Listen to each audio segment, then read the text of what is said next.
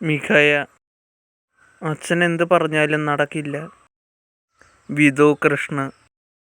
Miku, നീ എൻ്റെ കയ്യിൽ നിന്ന് വാങ്ങും. രാധാലക്ഷ്മി. മനുഷ്യ. അടുക്കളയിൽ രാധാലക്ഷ്മി. നീ അവനെ വളച്ചെടുക്കണം.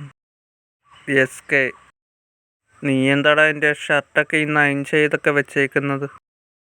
സേതു വിക്രം. ഞാനല്ല, അവളാ. S K.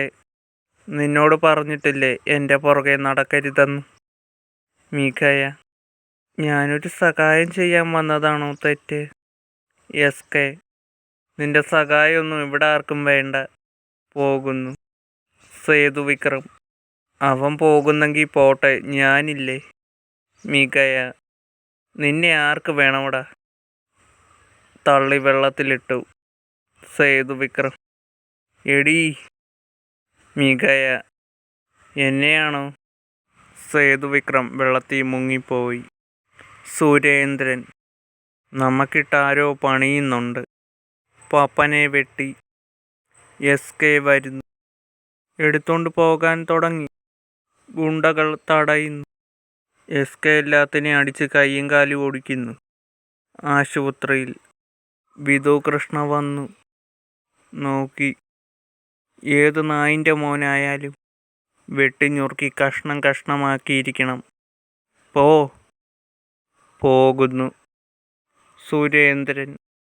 അറിയാൻ പറ്റിയില്ല. വിധു കൃഷ്ണ. പിന്നെ നിങ്ങളൊക്കെ പിന്നെ എന്തിനു നടക്കുക? വിധു കൃഷ്ണ. പോയിട്ട് വരുന്നു. ഷംഹാൻ. അവൻ തിരിച്ച് വീട്ടിലെത്തരുത്.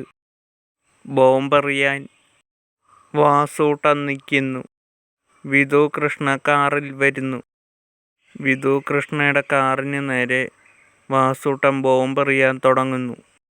അന്നേരത്ത് സ്റ്റൈലിൽ ഒരു ബൈക്ക് വരുന്നു. വെടിവെച്ചു. ബോംബ് പൊട്ടുന്നു. 2 ബസ്സിൻ്റെ മുകളിൽ കൂടെ എടുത്തോണ്ട് പോകുന്നു. ബൈക്ക് എസ് കെ എടുത്തോണ്ട് പോകുന്നു. റോട്ടിൽ ലാൻഡ് ചെയ്തു.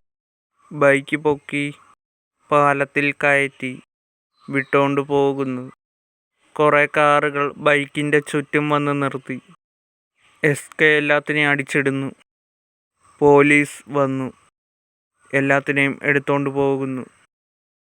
രാധാലക്ഷ്മി. ഉത്സവം കൂടിയിട്ടേ പോകൂന്ന് പറഞ്ഞു. പക്ഷെ ഇവളുടെ കാര്യത്തിൽ ഇതുവരെ ഒരു തീരുമാനവും ആയില്ലല്ലോ. മിഖായ. എനിക്ക് നിന്നെ ഭയങ്കര ഇഷ്ടമാണ്.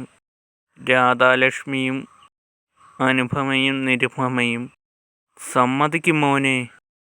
സേതു. എപ്പോഴായാലും കല്യാണം കഴിക്കണം.